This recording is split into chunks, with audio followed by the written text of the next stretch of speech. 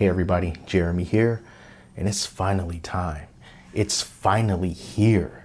What I think is perhaps one of the most anticipated action figures of 2020. This, my friends, is the NECA Toys Super Shredder. In hand, just delivered by FedEx about 15 minutes ago. So this is Super Shredder from Teenage Mutant Ninja Turtles 2, The Secret of the Ooze. That's the front, that's the side, and this is the back.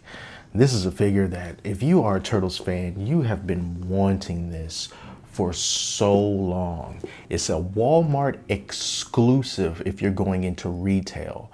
So you're going to have to try to find a Walmart that has this in stock in the NECA section, which is back in the electronics. Let's open this flap so that you can take a look at Super Shredder. Of course, we're going to take him out and get a very, very close look at him. Artwork on this side, the figure on this side. He comes with a few different pairs of interchangeable hands. He has some weaponry, and yeah, I think I've stalled for long enough. It's time. Let's get this guy out. Let's take a look at him. Let's see if all that waiting was worth it.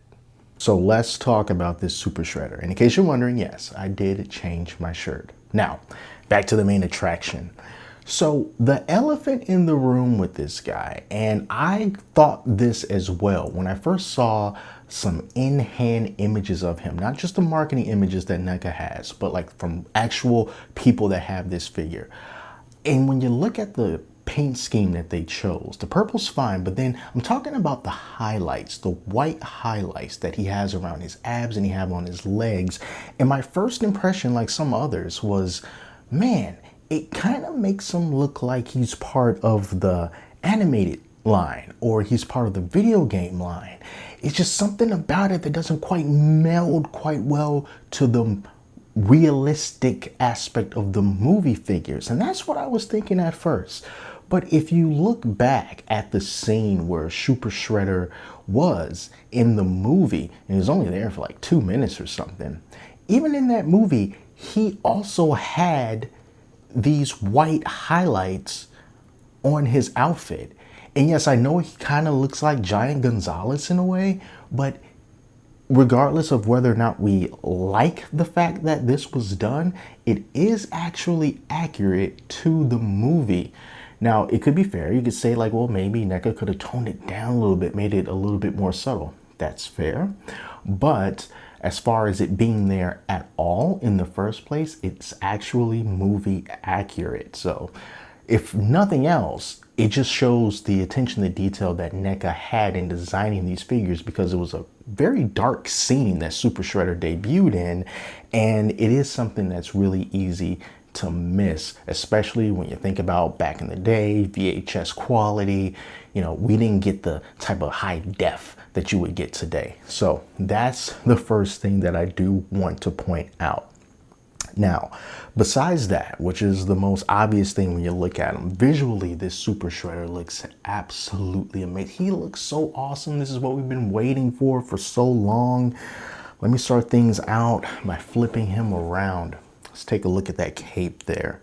Now, you say what you want about Shredder, the guy, he had some style when it comes to the capes. If you look at his original form for the first movie, that cape that he had, it was all blinged out. It was really fancy. It wasn't just a straight black cape. It had some sparkle and some razzle dazzle to it. And now this Super Shredder, it's got that same thing going. It's not quite ornate, not quite as in your face as the almost tiger stripe-ish cape that the first Shredder had. But when you look at it, you can definitely see the streaks of silver all throughout.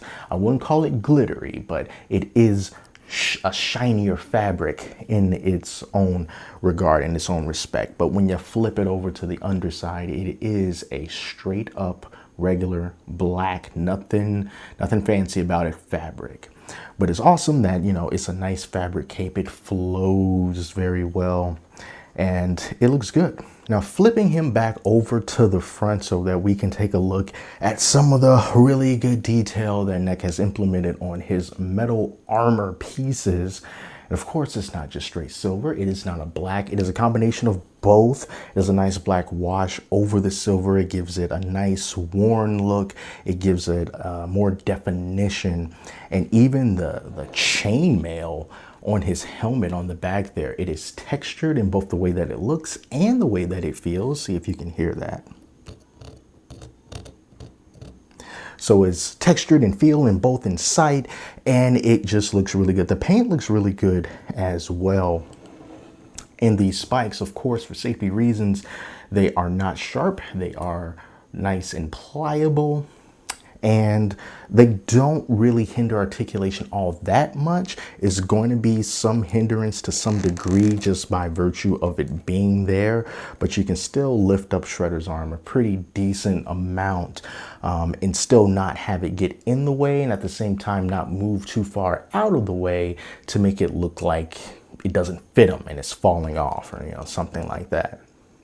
Now his gauntlets, on the other hand, they are attached to his wrist that swivels with the articulation. So you don't really have to worry about this part flopping over to the other side and then you having to independently move the gauntlet along with the wrist in order to get them to align properly. It's all just connected, so it just flows easily. So that's one cool aspect that you do not need to worry about.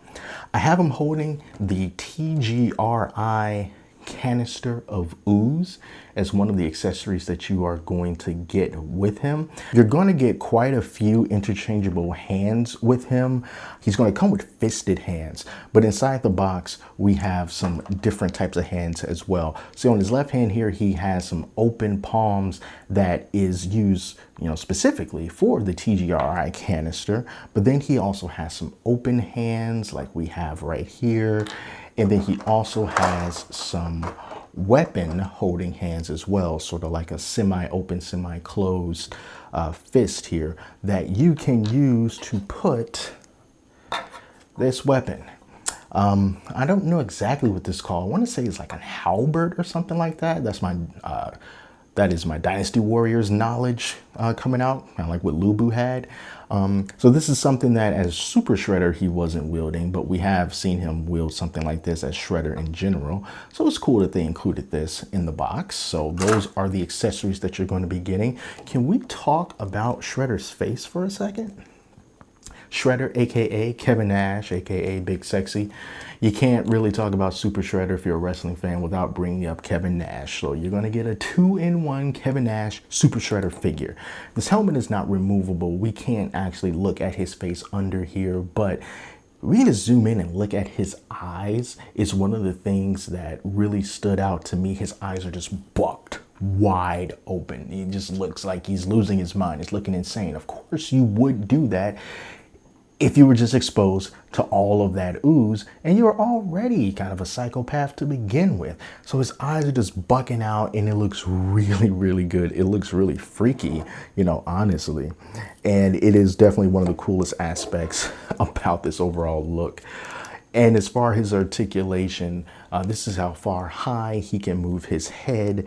And then this is as far down as he can move his head. Not really much as far as pivot goes. You can do it, but it's really not all that much.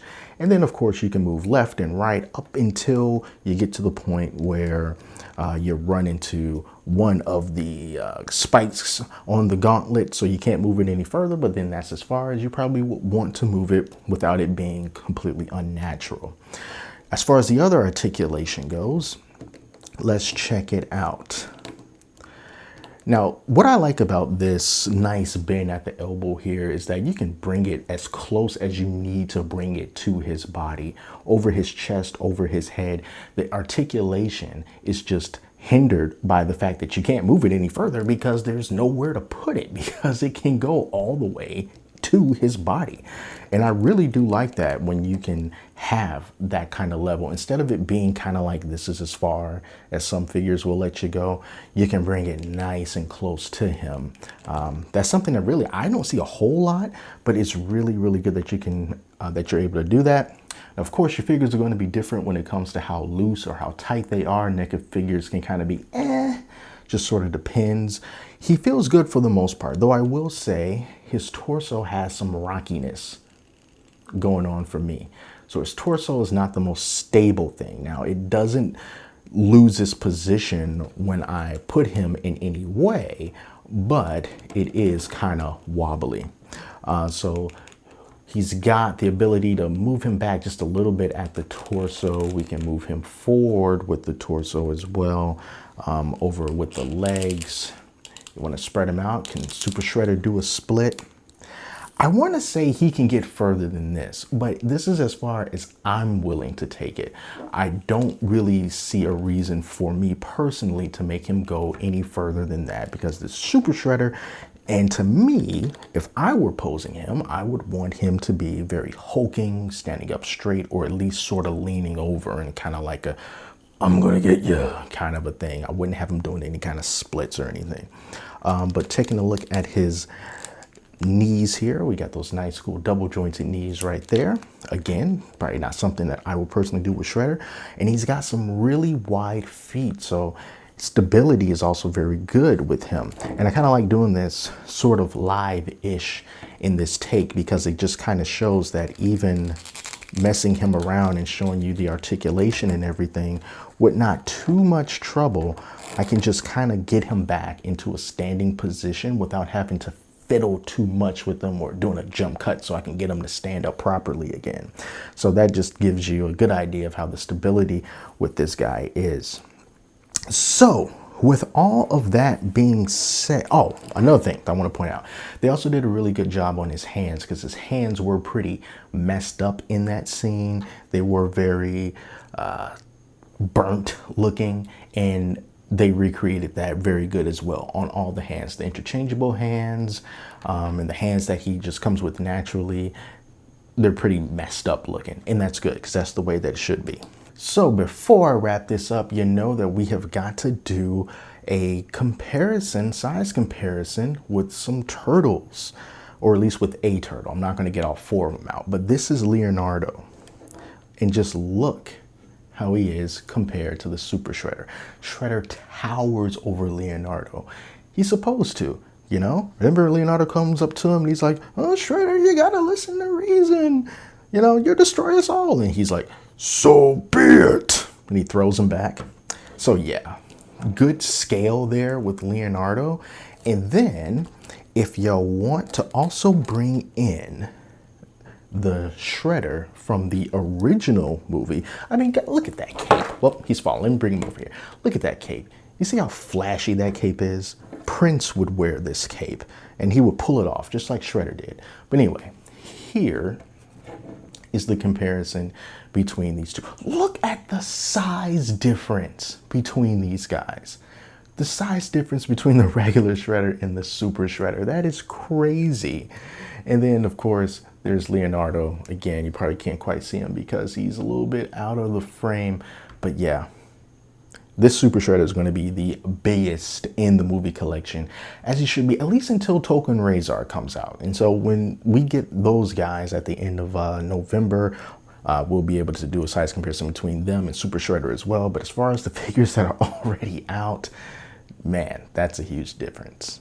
So all in all, was it worth it? Was it worth all of the waiting? Was it worth all of the stress and pre-order issues and worrying about dealing with scalpers in Walmart? Was it worth it in the end? Ladies and gentlemen, yes. It was worth the wait for this Super Shredder. And I knew that it would be. You know, despite all the issues that NECA has had, but to their credit, are working on when it comes to distribution of their figures, one thing that's always held true is that once you got them, you were impressed by them. They do a very good job of recreating figures based on movies, based on games, based on wherever they're going to get their properties, wherever they're going to get the licenses from. And they make them true to life at an affordable price. If you find this in Walmart, it's not impossible, but if you do find it in Walmart, this is going to cost you $29.99. If you pay tax in your state, you get it out the door, it is totally worth that price. You know, even size alone, it's worth it in that price. If you just want to get really the only Super Shredder of this kind that's officially licensed, That doesn't cost you an arm and a leg to get, and who knows when anyone is going to do something like this again. This is the one that you want. And it's not just because you have a lack of options, it's because they genuinely did a very good job, as they normally do. So those are my thoughts on the Super Shredder. I hope that you're able to find yourself one. I hope that you're able to find one for a friend and get that for a friend. And I hope you enjoyed this review. So that's all from me, guys. Thank you very much. Until next time, I'm Jeremy. Talk to you later.